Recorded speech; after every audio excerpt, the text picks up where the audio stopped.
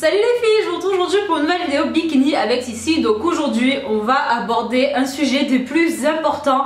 Donc comment avoir un ventre plat, c'est une question qui revient tout le temps sur mon Instagram, sur le groupe d'entraide du programme qui est listé d'ailleurs en barre d'infos. Et voilà, vous êtes très nombreuses à chaque fois à me demander mais comment tu fais pour avoir un ventre plat, la taille aussi fine, j'arriverai jamais à avoir un ventre plat, etc.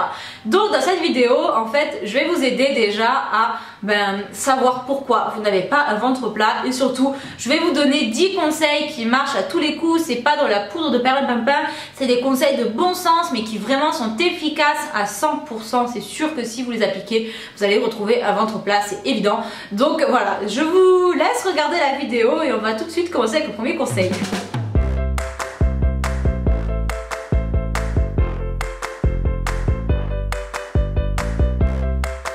Alors comme je vous l'ai dit, la première des choses à faire c'est savoir pourquoi vous n'avez pas un ventre plat. Donc il y a deux possibilités en fait. La première c'est tout simplement parce que vous avez du gras. Donc si vous avez une petite surcharge pondérale, même minime soit-elle, si vous avez le malheur, alors je dis le malheur mais bon je sais pas si les autres endroits où l'on stocke sont mieux, mais si vous avez le malheur de stocker sur le ventre, forcément ça va nuire à votre ventre plat et vous allez trouver que votre ventre n'est pas assez plat, etc. Bon voilà, il y a des femmes qui stockent sur les cuisses, d'autres sur les fesses, d'autres sur les bras et d'autres sur le ventre, c'est comme ça. Et dans ce cas-là, en fait, je vais vous donner 3 conseils. Donc le premier, ça va être de rééquilibrer votre alimentation parce que souvent, c'est un petit peu le reflet d'une mauvaise alimentation. En fait, des fois, vous mangez la bonne quantité de calories, vous mangez pas trop, vous mangez pas 4000 calories par jour, mais c'est juste que vous choisissez mal vos calories. C'est des calories pleines, il y a des calories creuses et c'est pas du tout la même chose, c'est pas du tout absorbé par le corps de la même façon. Vous mangez 2000 calories de lentilles avec des légumes, etc. et 2000 calories d'hamburger, ça va pas du tout avoir le même impact sur votre corps. C'est vraiment très important de manger des produits frais, des produits qui sont faits maison, de bannir tout ce qui est mauvaise graisse, etc. et au contraire de favoriser tout ce qui est noix, amandes, huile d'olive, etc. Consommer le maximum de fruits et légumes bien entendu et de varier ses sources de protéines, qu'elles soient végétales ou animales.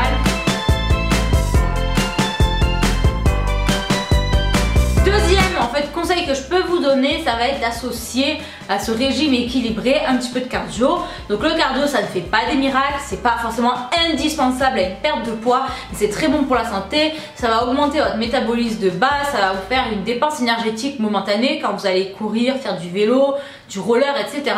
Et ça va nettement contribuer à réduire votre masse grasse, même si ce n'est pas le seul point sur lequel il faut jouer. C'est quand même très nettement recommandé de faire un petit peu de cardio au quotidien, 1 à 2 fois par semaine, c'est déjà très bien. Le troisième point, ça va être de faire des exercices abdominaux, adaptés. C'est-à-dire qu'il ne suffit pas en fait de faire 4000 crunch tous les soirs pour avoir un ventre plat si vous mangez n'importe quoi à côté, etc.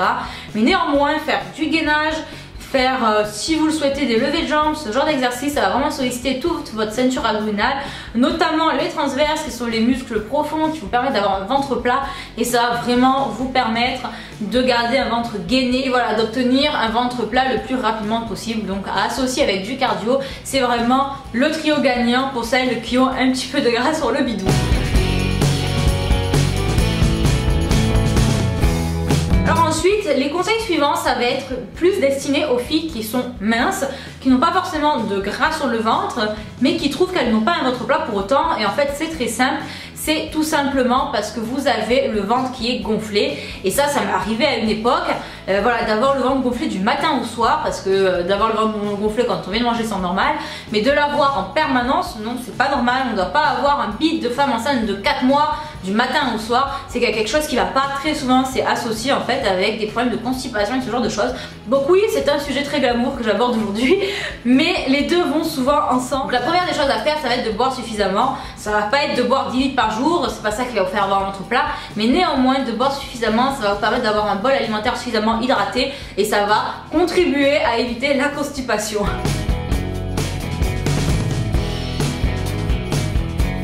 Pour mon cinquième conseil, donc c'est un conseil évident mais qu'on ne fait pas forcément, ça va être vraiment de miser sur les fibres. Donc les fibres, qu'est-ce que c'est? En fait, c'est tout simplement un composé qui n'est pas transformé par le corps humain, donc on ne peut pas l'assimiler, contrairement par exemple aux vaches en fait, qui transforment l'herbe qu'elles avalent en énergie. Nous, les fibres non, ça rentre et ça sort aussitôt et il se passe rien entre temps. Mais voilà, il se passe quand même une chose, c'est que ces fibres en fait, ça va vraiment vous aider à éliminer et avoir un transit qui fonctionne bien. Et avoir un transit qui fonctionne bien, ça n'a vraiment pas de prix, je peux vous l'assurer. Et ça va très largement contribuer à ce que vous ayez un ventre plat. Donc les fibres, on en trouve dans les fruits et les légumes. Si jamais vous avez du mal à manger 20 légumes par jour, etc., faites-vous des smoothies. Je vous mettrai par là une petite vidéo que j'ai faite concernant mes 4 recettes de smoothies détox préférées.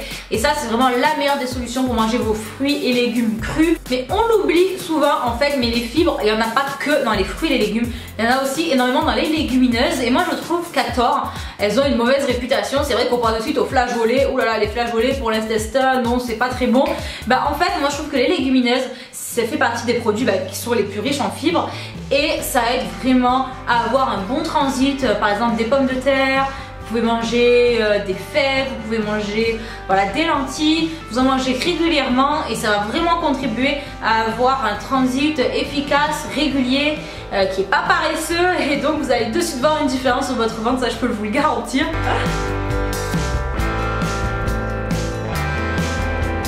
Autre conseil, ça va être de manger suffisamment. Parce qu'en fait, si vous ne mangez pas assez, que vous êtes au régime, que vous ne mangez pas beaucoup, souvent vous avez pour conséquence directe d'être constipé. Votre estomac et votre intestin, il fait une certaine taille. Si vous mettez 3 petites graines dedans comme ça, il ne va pas forcément se mettre en route de la même façon. Et voilà, vous n'allez pas avoir un transit qui fonctionne bien. Donc bien sûr, il faut manger suffisamment. Il ne suffit pas de manger 3 petites graines en guise de repas.